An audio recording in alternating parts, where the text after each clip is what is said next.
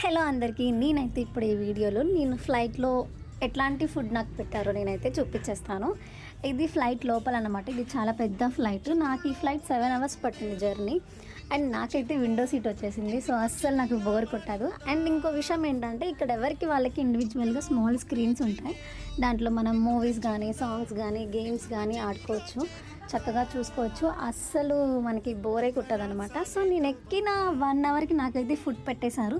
నేను ఏ ఫుడ్ తిన్నాను ఈ వీడియోలో చూసేసేయండి. నువ్వెళ్ళే దారే మారిందా, నీవల్లే తీరే మారి ఏరై పారిందేమో నేలంతా. చంద్రుల్లో ఉండే గుండెలు కిందికొచ్చిందా,